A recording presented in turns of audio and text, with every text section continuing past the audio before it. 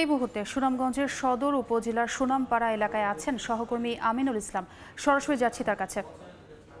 সারাদিনই আসলে সুনামগঞ্জের বন্যা পরিস্থিতির খবর আমরা জানাচ্ছিলাম এবং যদিও আসলে আনুষ্ঠানিকভাবে সরকারের পক্ষ থেকে এটিকে বন্যা বলা চলে না এখনো, যদিও আসলে তারা প্লাবন বলছেন, তারপরেও যেসব এলাকা থেকে আমরা দেখিয়েছি, অর্থাৎ সকালে আমরা ছাতকে ছিলাম, দুপুর নাগাদ আমরা শান্তিগঞ্জ উপজেলা থেকে যুক্ত হয়েছে এবং এই মুহূর্তে আমরা রয়েছি সদর উপজেলার নিম্নাঞ্চলে, অর্থাৎ এই এলাকার নামটি হচ্ছে সুনামপাড়া। এবং সুনামপাড়ার যে অবস্থা আপনারা হয়তো দর্শক আপনারা আমাদের ছবিতে হয়তো দেখতে পাচ্ছেন, এই এলাকাটিতে এখনো পানি প্রায় প্রতিটি ঘরের অনেক উপরে রয়েছে। প্রায় প্রতিটি ঘর থেকে এখানে যারা ছিলেন বাসিন্দা তারা কিন্তু আশ্রয় কেন্দ্রে চলে গেছেন এবং আশ্রয় কেন্দ্রগুলোতেও নানা সংকটের কথা বলা হচ্ছে। 12টি উপজেলার প্রায় 10,000-এর বেশি মানুষ আশ্রয় কেন্দ্রে এই মুহূর্তে রয়েছেন। 6 লাখের বেশি মানুষ পানিবন্দী জীবনযাপন করছেন এবং পানিবন্দী অবস্থার চিত্র যদি আপনারা দেখেন তাহলে হয়তো অনুমেয় যে কতটা ভয়াবহ পরিস্থিতি চলছে এখানে, যেখানে হাওর তীরবর্তী এবং নদীর তীরবর্তী এলাকা রয়েছে। সেই গ্রামগুলোতে আপনারা দেখতে পাচ্ছেন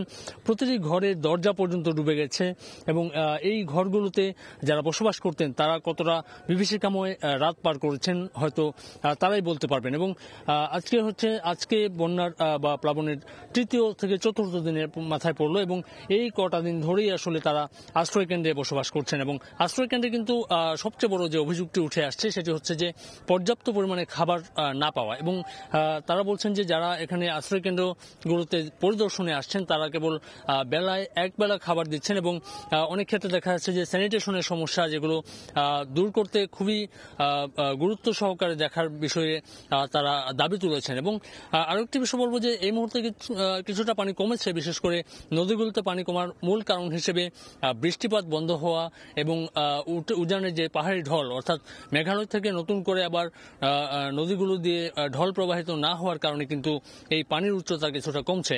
তবে এই মুহূর্তে যেটি বলবো যে হাওর তীরবর্তী এলাকার জন্য কিন্তু এখনো অনেকটা ভয় রয়েছে, কেননা আবারও যদি নতুন করে ঢল নামে, আবারও যদি নদীগুলোতে পানি বৃদ্ধি পায় তাহলে এই যে পরিস্থিতি সেটির আরো অবনতি হবে। তো এই ছিল আসলে সুনামগঞ্জ থেকে। সরাসরি যুক্ত ছিলাম সুনামগঞ্জে।